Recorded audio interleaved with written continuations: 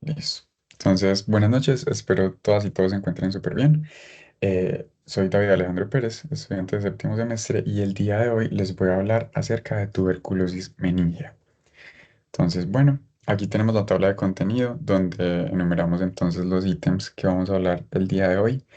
La introducción, la etiología, epidemiología, toda esa información acerca de la tuberculosis meningia.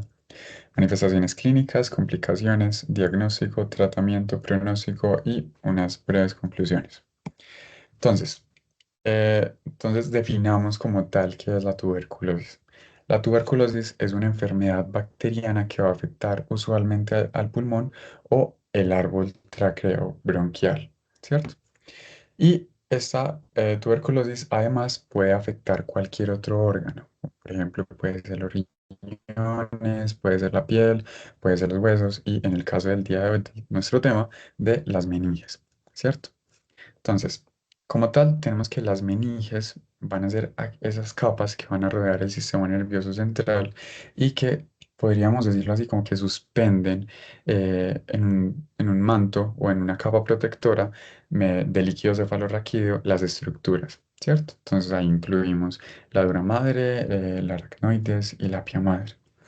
Entonces, la tuberculosis meningia como tal, específicamente, va a ser esa manifestación de la tuberculosis extrapulmonar más grave de esa infección por Mycobacterium tuberculosis, que ya vamos a hablar un poco sobre él a continuación, y va a constituir un problema de salud pública muy grave en los países de desarrollo debido a su alta morbimortalidad. Entonces, la etiología, entonces, como les decía, es una infección por Mycobacterium tuberculosis. Este como tal entonces va a ser un bacilo gram positivo que va a teñir poco, no, es no móvil y es no formador de esporas, ¿cierto? Y además de ello, otra de sus características es que es alcohol resistente, ¿cierto? Entonces, cuando él infecta el sistema nervioso central, se puede manifestar entonces como meningitis. También tenemos tuberculomas, tenemos el caso de la aracniditis. Y esto se va a dar por la migración de los bacilos y se va a caracterizar entonces por esa inflamación de las membranas. Esto nos va a llevar entonces a la epidemiología. Entonces, de acuerdo a la Organización Mundial de la Salud, se presentaron 10 millones de casos, ¿cierto? En un año. En ese año, entonces, lo vamos a dividir esos casos en 3,2 millones fueron mujeres, 5,8 millones de esos casos fueron hombres y 1 millón de esos casos fue en el caso de niños. Eh, ¿Se está escuchando mucho ruido o está bien? Se Bueno, está No, igual, muy escuchando bien, bien. listo. está bien. Bueno, que eso hace parte como de la epidemiología. Entonces, dentro de esa epidemiología también tenemos que clasificar o tenemos que categorizar que estas tuberculosis extrapulmonares, su presentación, la debemos diferenciar. Y en el caso de la tuberculosis meningia, va a ser aquella que va a tener uno de los porcentajes más altos en cuanto a la tuberculosis extrapulmonar. Entonces, aquí tenemos una diapositiva que nos lo va a dividir, al menos tomamos estos tres grupos que se nos mencionaban. Entonces, van a ser los privados de la libertad, donde tomamos ese porcentaje de la tuberculosis extrapulmonar y la tuberculosis meningia representaba un 77,8% de todas las tuberculosis extrapulmonares, lo que vemos que es un porcentaje muy alto. En el caso de los habitantes de calle, específicamente en Antioquia, representaban 35,5% de las extrapulmonares. Y en aquellos pacientes menores de 14 años de edad, equivale a un 60,6% de las extrapulmonares. En general, entonces, la tuberculosis meningia en Colombia, por ejemplo, en el caso del año 2018, representaba un 17,9% de todas las tuberculosis que se presentaban, que es un gran porcentaje. Y si mal no recuerdo, eran aproximadamente como 450 casos específicamente, que en realidad es una gran cantidad de casos si tomamos en cuenta que fue de solo un año, ¿cierto? Continuamos entonces con la patogénesis de la enfermedad. Entonces, en lo que refiere a la invasión que va a haber al sistema nervioso central. Entonces, se describe que luego de que los pacientes o que en el sistema hay una bacteriemia inicial, entonces lo que sucede aquí es que la enfermedad comienza con el desarrollo de pequeños focos tuberosos, ¿cierto?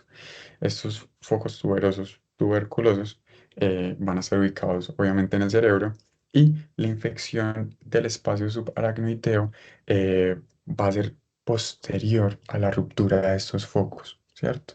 Que finalmente lo que va a llevar es a desencadenar una respuesta inflamatoria intensa, que es lo que lleva entonces a la inflamación y a la caracterización de la sintomatología de los pacientes, ¿cierto? Además, que lleva a la obstrucción del drenaje del líquido cefalorraquídeo.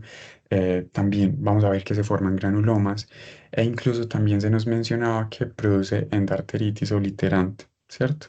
Que finalmente se va a manifestar con signos neurológicos focales.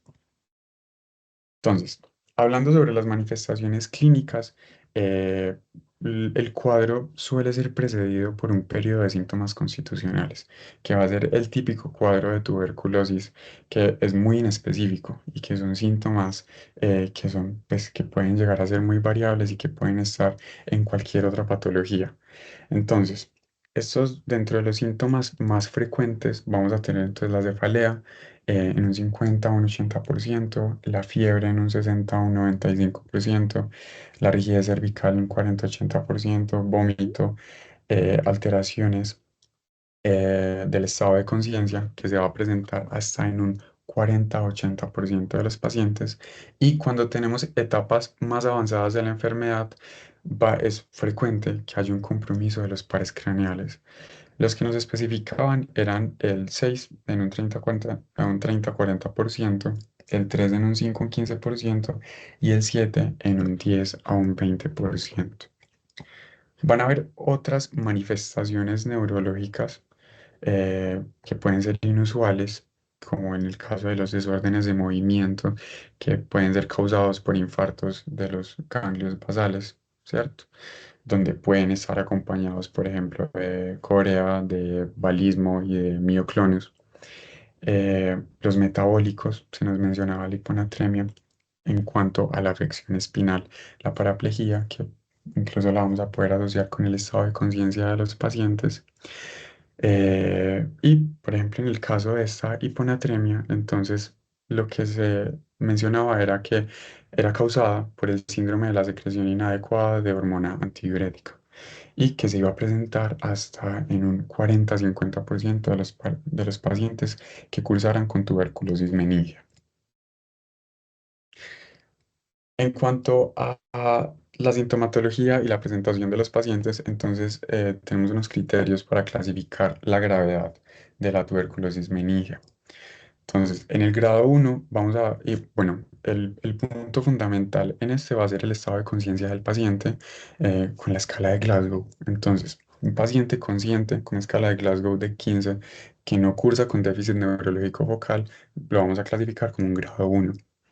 El grado 2 va a ser un paciente con alteración del sensorio, con un estado de con una escala de Glasgow de 10 a 14, y el paciente va a cursar con déficits focales moderados, donde puede cursar con hemiparesia y parálisis de nervios craneales, que vamos a mencionar un poquito de ello más adelante. Y en el caso de los pacientes con grado 3, ya van a ser pacientes en coma, con escala de Glasgow menor a 10. Estos pacientes van a cursar con un déficit neurológico grave y hemiplegia. Y bueno, estos grados básicamente nos van a permitir evaluar el paciente cómo se encuentra e incluso esto nos va a permitir o va a estar asociado con el pronóstico positivo o negativo del paciente. Vamos a tener también unas complicaciones. Dentro de esas complicaciones, entonces, la tuberculosis como tal puede causar innumerables secuelas neurológicas que pueden estar presentes al inicio de la enfermedad y que pueden producir incluso algunos efectos que se mantengan en el tiempo, algunos efectos residuales, incluso luego de un tratamiento exitoso. Entonces, se nos menciona en el caso, por ejemplo, de la hidrocefalia, debido a la obstrucción de salida de líquido cefalorraquídeo, que va a aumentar entonces, obviamente, la presión intracraneal. Uno que me faltó colocar acá, que fue los tuberculomas, que van a ser muy frecuentes, pueden estar asociados entonces también a esa inflamación, a esa obstrucción de la salida del líquido cefalorraquídeo. Vamos a tener también una parte vascular. En esta parte vascular vamos a hablar acerca de la vasculitis y también del accidente cerebrovascular. Ellos se nos mencionaba que se presentan en un 15 a un 57% de los pacientes que cursan con tuberculosis meningia en general. También los pacientes pueden cursar con pérdida de la visión. Esa pérdida de la visión va a ser dada por una compresión del quiasma óptico. Entonces, ¿por qué se va a dar esa compresión? Porque como hay un aumento del líquido cefalorraquídeo y la presión la va a estar dando, entonces en este caso se nos mencionaba el tercer ventrículo que va a estar dilatado, entonces van a oprimir el quiasma óptico y el nervio óptico, lo que va a llevar a esa pérdida de la visión que puede ser temporal. Y los pacientes también cursan con convulsiones, generalmente van a ser convulsiones focales, eh, y estos van a ser resultado de esa hiponatremia, del infarto o de la irrigación meningia que está asociado con esa inflamación y con la presencia de los tuberculomas. Ahora, hablando sobre el diagnóstico, entonces, luego de tener la sospecha clínica de cuando ya analizamos el historial del médico del paciente, donde revisamos como esas características epidemiológicas y los contactos del paciente, entonces vamos a realizar unos estudios básicos que nos van a orientar hacia el diagnóstico de la enfermedad, hacia diagnósticos diferenciales y para poder confirmar la patología. Entonces, el primero que se nos mencionaba era la radiografía de tórax. Eh, Específicamente aquí lo que vamos a buscar van a ser esos signos clínicos o signos radiológicos que nos permitan confirmar que es una tuberculosis. Por ejemplo, si presenta adenopatías ciliares o si nosotros podemos evidenciar un patrón intersticial miliar, esto nos va a encaminar a ese diagnóstico y nos va a acercar a ese resultado. También tenemos que se nos menciona el hemograma y la química sanguínea, aunque se decía que no tiene una utilidad tan alta, excepto para revelar o para encaminar si la enfermedad ya tenía como un grado de cronicidad. En el caso de líquidos cefalorraquídeo, este va a ser muy importante y lo vamos a revisar desde varios aspectos o desde varios ámbitos. Entonces, obviamente tenemos que revisar la presión de entrada, que usualmente va a ser elevada por ese acúmulo de líquido cefalorraquídeo. También se nos mencionaba que va a haber una pleocitosis mononuclear. Se puede acompañar entonces también con niveles de proteínas altos y con bajas concentraciones de glucosa. Eso obviamente asociado con esa infección y con la patología. Cuando vamos a revisar el líquido cefalorraquídeo con respecto a un cultivo, se nos mencionaba entonces Nielsen que van a ser positivas en un 5 o un 58% de los pacientes. Y se dice que se recomienda tomar de 3 a 4 muestras cuando el primer resultado es negativo y que sean las muestras de aproximadamente, eh, si no soy mal, eran de 6 mililitros cada una. Pero en el caso que tengamos entonces la sospecha de que el paciente está cursando con esa patología y ese primer resultado fue negativo. También se nos mencionan entonces las técnicas moleculares que, como la amplificación de los ácidos nucleicos, que de la PCR, básicamente, para distinguir o para detectar ese ADN de las distintas especies de la infección. También, hoy en día, la Organización Mundial de la Salud recomienda el ensayo expert eh, y lo menciona así como la herramienta diagnóstica molecular inicial para utilizar en el caso del líquido cefalorraquídeo cuando tengamos sospecha de que el paciente cursa con meningitis tuberculosa. En cuanto al diagnóstico imagenológico, entonces estas son como cuatro características importantes que se nos pueden presentar en los pacientes. Entonces, el primero que tenemos va a ser este realce meningio. Entonces, ahí lo que sucedía es que con el contraste vamos a poder observar que puede haber entonces ese realce en las cisternas subaracnoideas y a veces también lo podemos evidenciar en las convexidades cerebrales. En cuanto a la hidrocefalia, que ya se las mencionaba desde el inicio, que es una de las complicaciones más frecuentes que se va a presentar y que incluso si nos vamos por el lado de los pacientes pediátricos es una de las más preeminentes, que va a estar dada entonces por ese bloqueo de las cisternas y ocasionalmente también se puede ver a la presencia de una lesión en el parénquima, una lesión que sea focal o también que haya como una especie de atrapamiento de los ventrículos por esa misma inflamación que está causando la infección, ¿cierto? Se mencionaba por ahí una otra teoría que es que esa esta alteración en general que está cursando el paciente lleva a una alteración hemodinámica.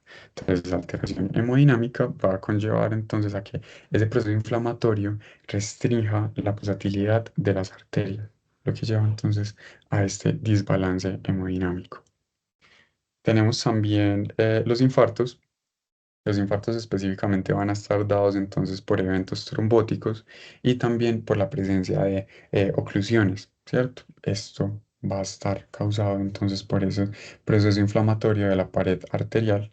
Eh, Principalmente las dos áreas que se mencionaban ahí eran los ganglios basales y la cápsula interna, que eran como los más afectados, que están asociados entonces a esas manifestaciones clínicas con las cuales los pacientes cursaban, ¿cierto?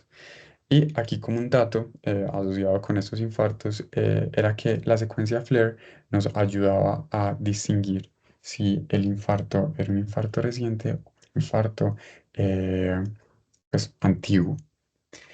Y finalmente tenemos los tuberculomas, que como tal entonces van a ser una especie de granulomas, van a ser más frecuentes en aquellos pacientes que cursan además con VIH y también aquellos pacientes que cursan con tuberculosis pulmonar biliar.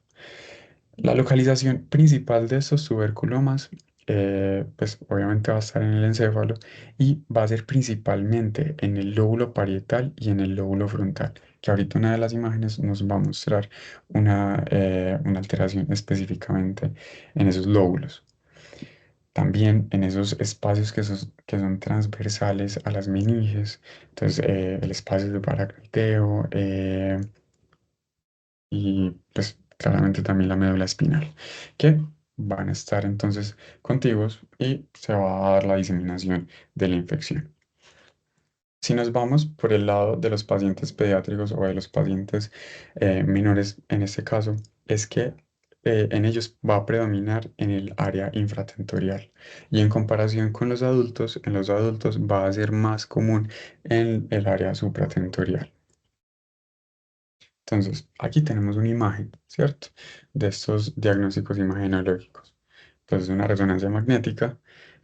Aquí lo que vemos es que el paciente cursa con una hidrocefalia, que no es obstructiva en este caso, e infratentorial con hiperintensidades de la sustancia blanca periventricular, que es lo que vemos aquí, que nos está apuntando la flechita roja, ¿cierto? Esto va a estar asociado con esa actividad hidrocefálica. También va a haber entonces un aumento de la intensidad de la señal en el caso de las meninges de la base del cráneo, que lo vemos acá, que va a ser como causa principal de la hidrocefalia por la obstrucción del flujo de este líquido cefalorraquídeo y también la disminución de la absorción del mismo. Y finalmente, en esta tercera imagen, se detectaron específicamente estas dos lesiones extraaxiales donde las vemos con un realce, ¿cierto? Que corresponden a los tuberculomas. Aquí tenemos otra imagen. Esta es una resonancia magnética en un paciente que cursaba con meningitis tuberculosa, que en ese caso era complicada y presentaba aracnoiditis en la base del cráneo. Y también aquí lo evidenciamos en una imagen sugestiva de un absceso cerebral que lo vemos acá.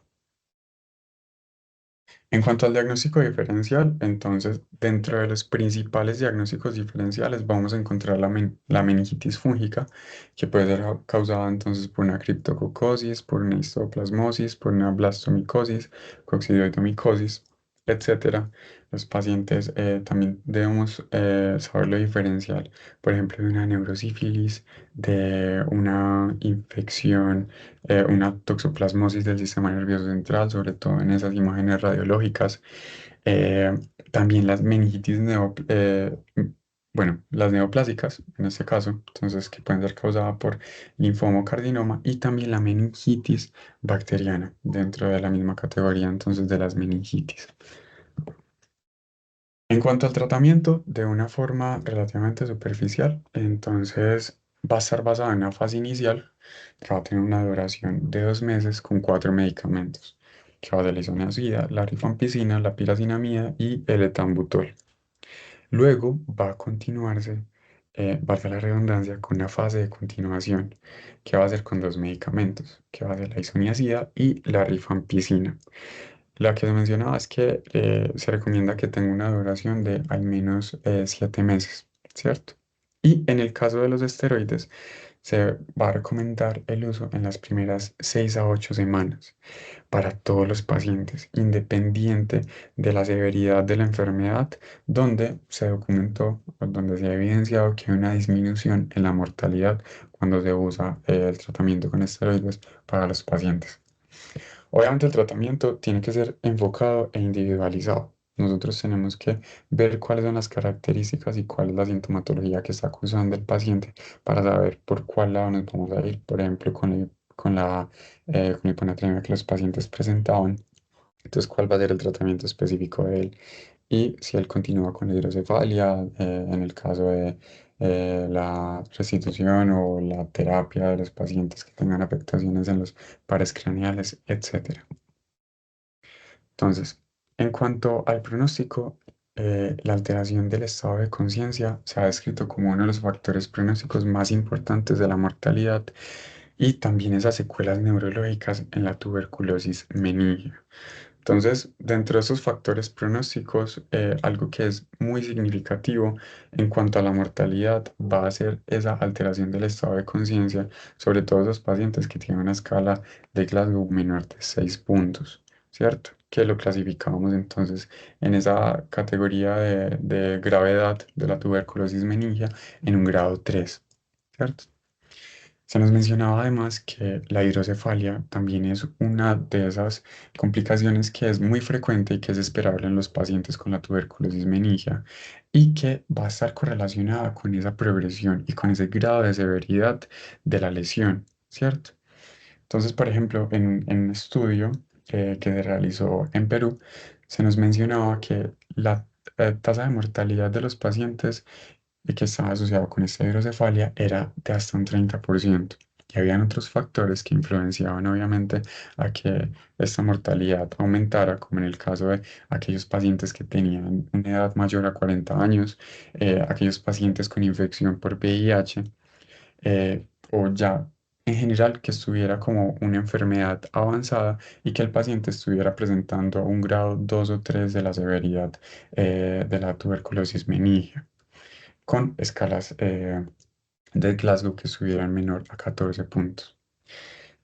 El pronóstico en general va a depender de la velocidad en cuanto a hacer el diagnóstico, que hagamos un diagnóstico oportuno, donde incluyamos también